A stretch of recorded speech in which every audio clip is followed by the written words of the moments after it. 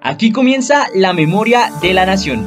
Un espacio donde hablamos de 5 siglos de historia y patrimonio documental custodiado por el Archivo General de la Nación. Somos la memoria viva de los colombianos.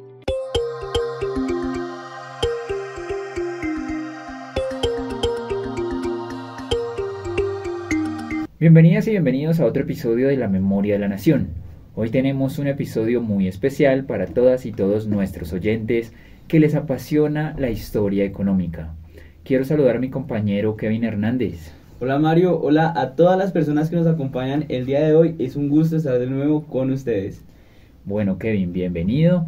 Y el día de hoy hablaremos sobre la investigación titulada El fracaso de un proyecto colonizador, el Darién y Cartagena de Indias a finales del siglo de las luces, en la cual se analiza en profundidad el ambicioso proyecto de colonización del Darién llevado a cabo a finales del siglo XVIII y los complejos vínculos comerciales que se establecieron con la ciudad de Cartagena de Indias, basada en la documentación que reposa en el Archivo General de la Nación de Colombia.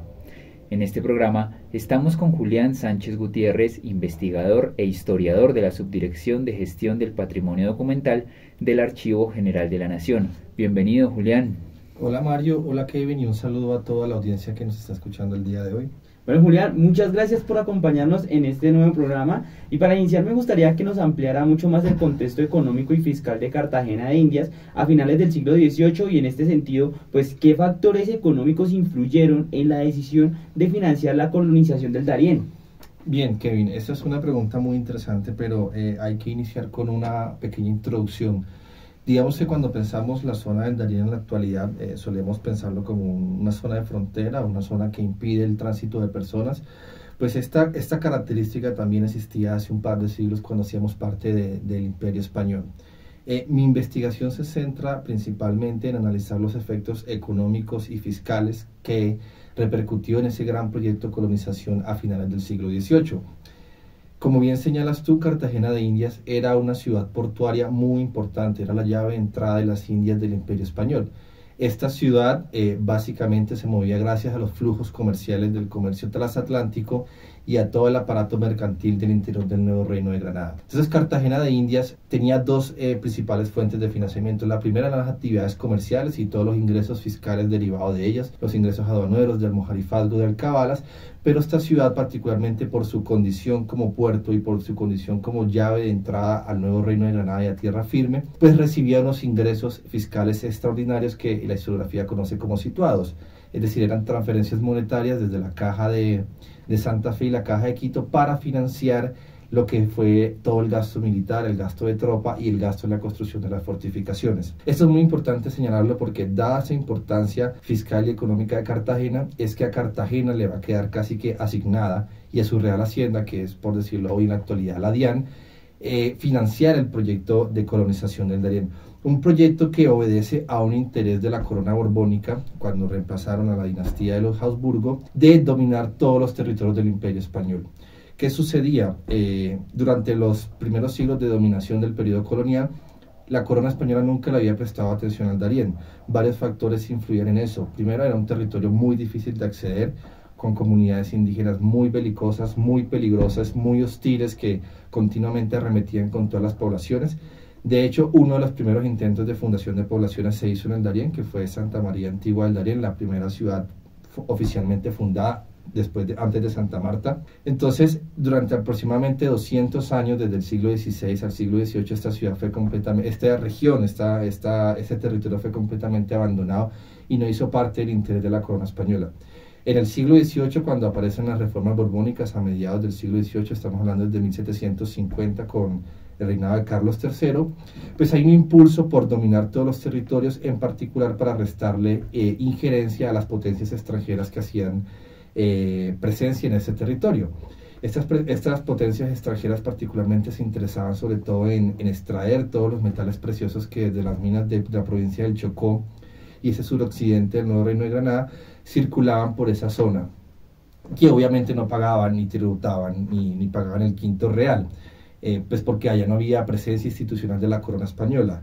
Adicional a eso, pues la corona estaba en un plan de evangelización, de reducción de estas poblaciones indígenas, de someterlas al orden colonial, Allá hacían principalmente presencia los indígenas cunas, que a lo largo de 3 siglos también de dominación colonial realizaron diversos tratados y negociaciones, pero que ninguno de estos prosperó, hasta que llegaron a un acuerdo un tanto formal para permitir que se estableciera un proyecto colonizador y reducir esto. Entonces eso hace parte de un gran proyecto político que conocemos como reformas borbónicas, y que tiene unos efectos económicos y sociales bien interesantes que después podemos profundizar. Julián, yo tengo una pregunta, ya que pues nos está contando esto sobre la investigación que está realizando, y es ¿cómo nace? Bien, es muy interesante esa pregunta porque la investigación nace, de hecho, me topé durante mi pasantía aquí en el Archivo General de la Nación en el año 2022 con diversos expedientes del Fondo de Estadística relativos a la forma en cómo desde Cartagena se enviaban diferentes tipos de alimentos al Darién. Entonces yo me preguntaba, bueno, ¿por qué están enviando tantas cosas al Darién?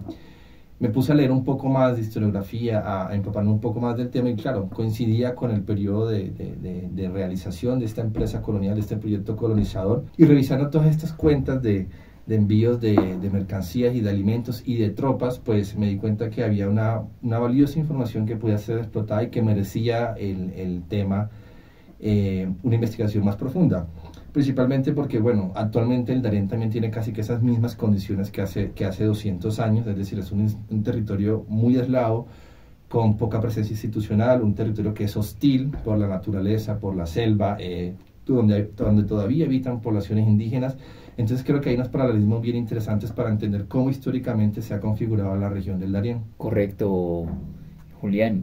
Y en ese aspecto, teniendo en cuenta pues estas características tan difíciles que tiene el Darién por su selva, pues qué dificultades enfrentaron los colonizadores para mantener abastecidas a las poblaciones del Darién.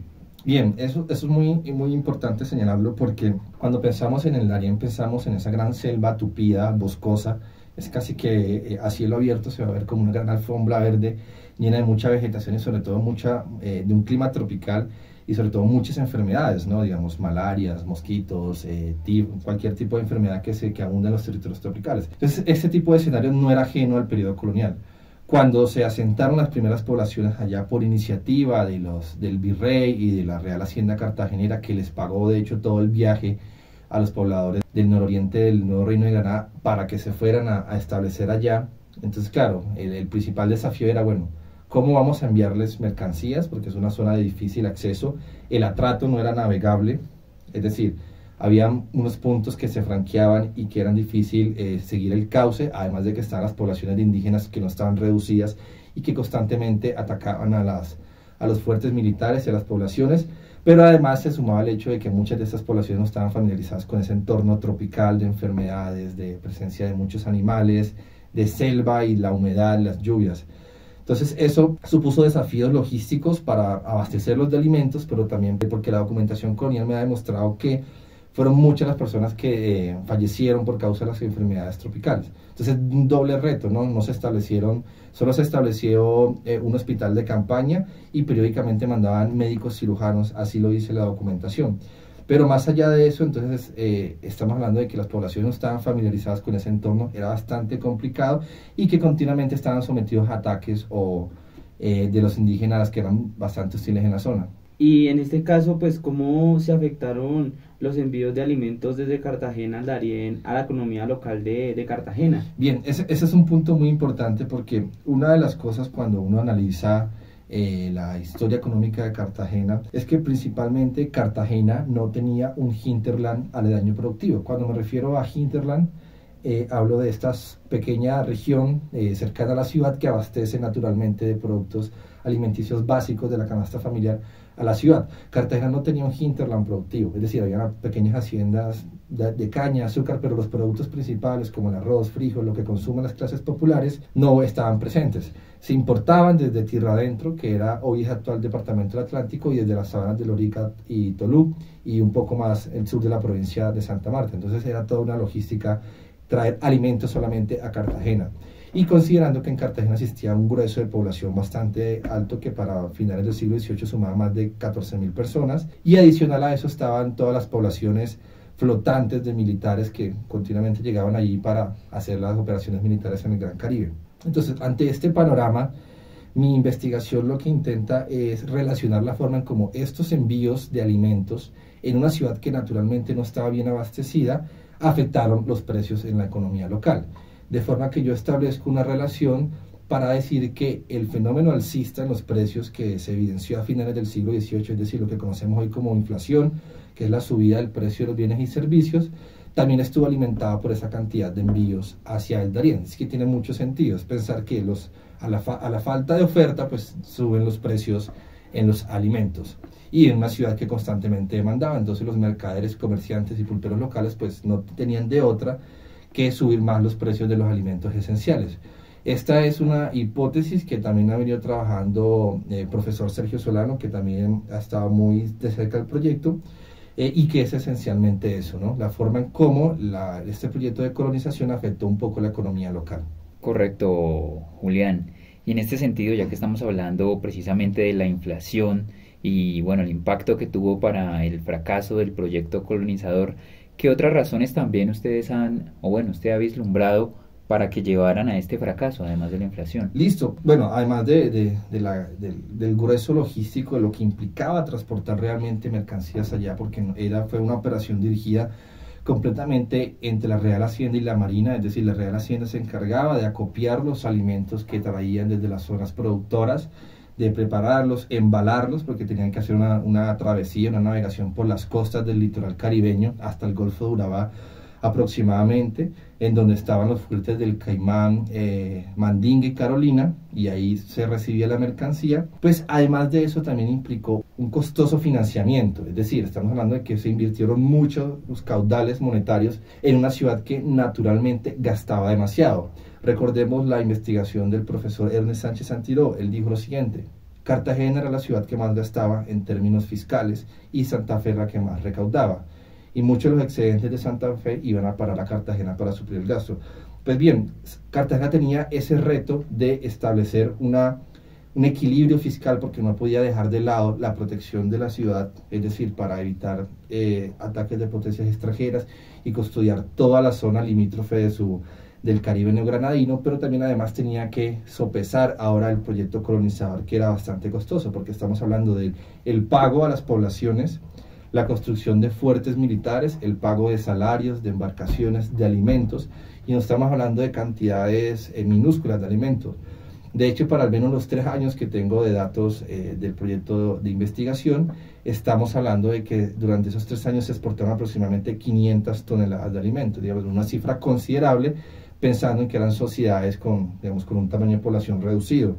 Y esos alimentos obviamente tienen precios, esos alimentos demandan un gran costo, y sobre todo pensar en la cantidad de medicamentos, de demás elementos como maderas o casas, o elementos metálicos para elaborar las casas o las piezas de artillería que se tenían que destinar allá. Entonces, de manera muy general, el proyecto también establece un vínculo entre lo que significa la recaudación fiscal de una ciudad un poco inestable en materia fiscal, pero también una gran empresa colonial que no estimó mucho lo que se podía gastar y que finalmente fracasó debido al costoso financiamiento y a la dificultad que era enviar alimentación, tropas y poblaciones para reducir las poblaciones y dominar el territorio. Julián, y en este caso, en vista ya de este fracaso de este proyecto, ¿cómo afectó la política colonial española de esta época? Claro, esto se percibió básicamente como un rotundo fracaso,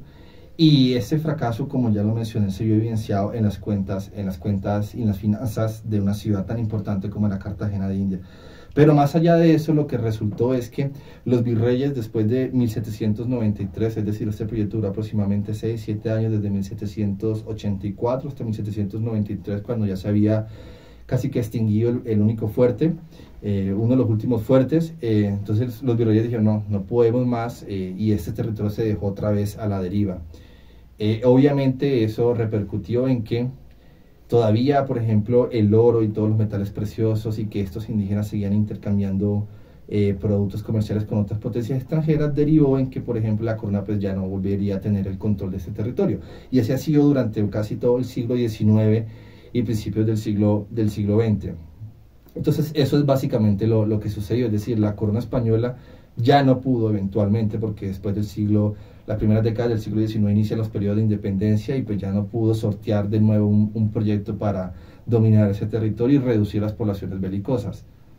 Julián, con lo que usted nos cuenta, a mí me surgió una duda. O sea, antes, digamos, en esta parte del Darién, o sea, ¿tenía más extensión de tierra? Pues el Darién siempre se ha configurado como un territorio bastante poblado de selva, digamos. Nunca se establecieron unidades productivas, nunca se establecieron minas o cualquier otro de gran área de producción.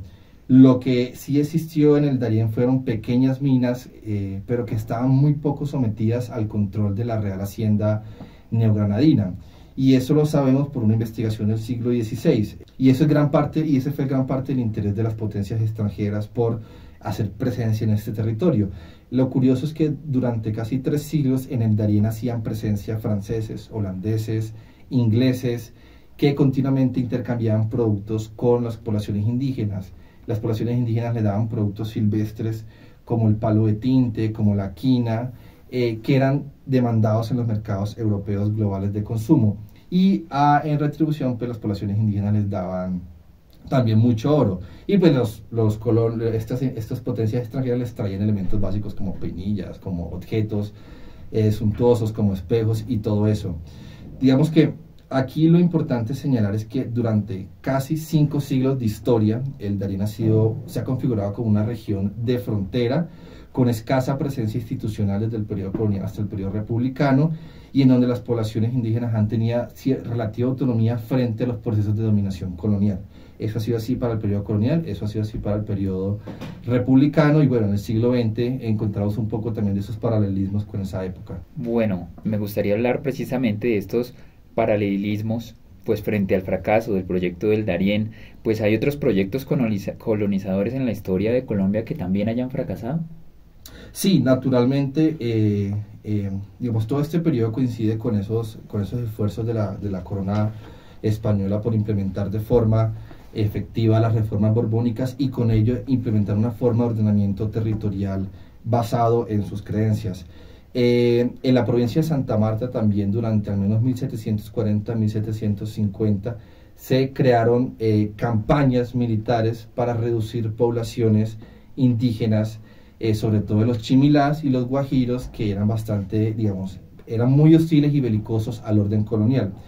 Eso también fracasó. Los guajiros hasta el siglo XIX también tenían cierta autonomía respecto al sistema político y a los sistemas de dominación colonial. Entonces también hay otro ejemplo de cómo fracasaron los intentos de reducción de algunas poblaciones indígenas. Listo, Julián. Yo quería preguntarle también, por otra parte, en este caso, ¿usted qué fondos utilizó encontrados pues en el Archivo General de la Nación para realizar este tipo de investigación?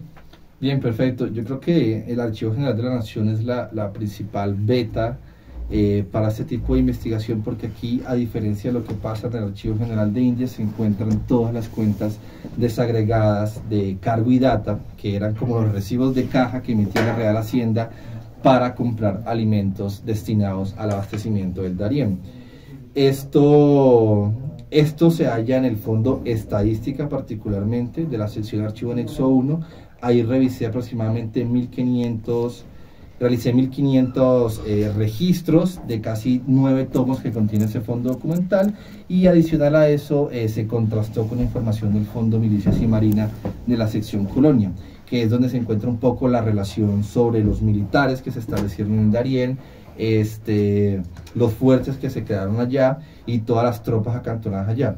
Adicional a eso hay un factor, y es que también hay muchos de estos archivos, sobre todo los mapas de ese proyecto colonizador y del Darién a finales del siglo XVIII, se encuentran en el Archivo General de Indias.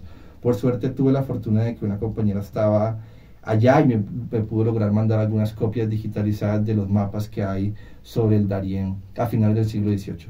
Entonces esas fueron las bases documentales del proyecto. Julián, y en este caso de este proyecto, cuando ya se ha publicado y la gente que lo consulte, que lo vea, va a poder ver reflejados, digamos, por ejemplo, alguno de estos mapas que nos cuenta en el... Claro, actualmente pues el artículo, la idea es realizar un artículo, se encuentra en un borrador que posteriormente pasará a pares evaluadores en la revista donde decida enviarlo, pero la idea es incluir mucho más material gráfico y adicionarle más información de tipo económico para sostener más las afirmaciones ahí planteadas.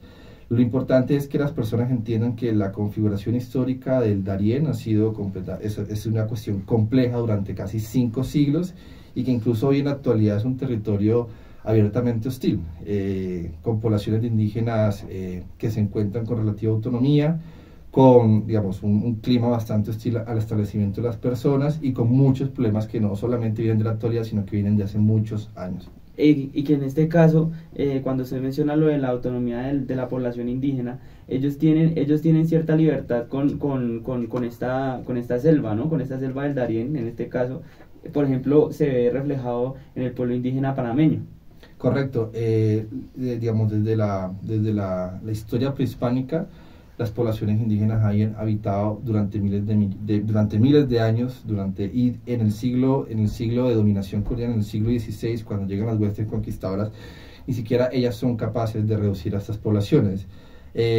Particularmente considero que esto ha sido, digamos, una de las cosas más interesantes de esta región, porque estamos hablando de comunidades indígenas con siglos de tradición cultural, de saberes, de ideas que permanecen intactas, porque bueno, ha sido muy poco el contacto y la presencia institucional actualmente del Estado colombiano en esta región, y así lo fue durante el periodo colonial y republicano.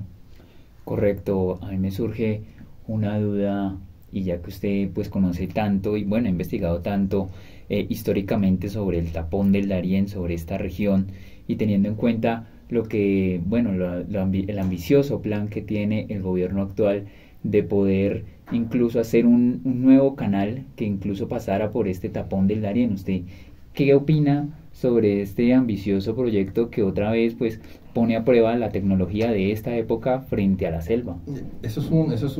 Mario, eso es una interesante pregunta que sustrae un tema del siglo XVIII a un contexto actual, pero creo que ahí lo importante es saber que esta región, tal como se ha configurado históricamente, cualquier modificación puede hacer un impacto social y ambiental. Es decir, estamos hablando que más allá de los beneficios económicos, fiscales, tributarios que pueda tener la realización de un canal o la apertura de la vía panamericana, la conexión que se frena ahí por la presencia de ese tapón y esa tupida selva, es que van a haber unos efectos ambientales, porque recordemos que gran parte de esta zona, de esta región del Darién, hace parte de un parque nacional que habitan comunidades indígenas que están reconocidas jurídicamente como sujetos de derecho. Entonces creo que hay que pensar más allá de los beneficios tributarios, económicos o del costo político de esto, también pensar en los impactos ambientales de hacer injerencia en una zona relativamente virgen, donde existe mucha fauna, biodiversidad, pero donde naturalmente las poblaciones indígenas, digamos, se encuentran en su entorno, y que además son poblaciones que durante muchos siglos han resistido a estos procesos de colonización y actualmente de injerencia en sus propios territorios. No, y que en este caso, pues, con el tema también de las enfermedades, así como fue en la construcción del Canal de Panamá, que tuvo sus 2 fases y murieron creo que más de 20.000 personas, y esto casi gracias en su gran mayoría a la fiebre amarilla. Entonces pues también puede ser un tema de salud pública, ¿no? Para las personas que pues tengan la potestad de ir a trabajar allá. Yo tengo una última pregunta para Julián, y es más o menos para qué época va a salir este artículo, va a salir esta investigación tan interesante. Bueno, no, los tiempos de edición de las revistas académicas son un poco más largos de lo esperado, pero considero que a finales de este año se pueda estar publicado y con todos los elementos de calidad que debe tener un producto editorial.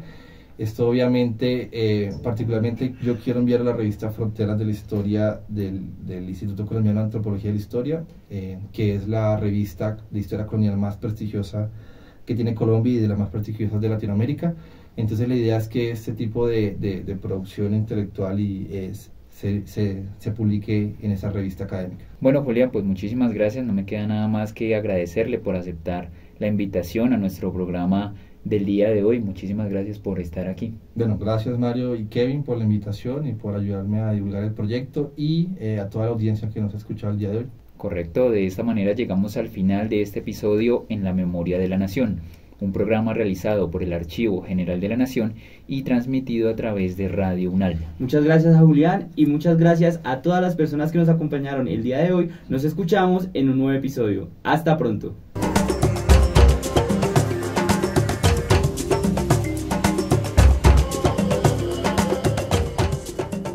Recuerden que nos escuchamos todos los viernes en vivo de 12 a 12:30 del mediodía por Radio UNAL.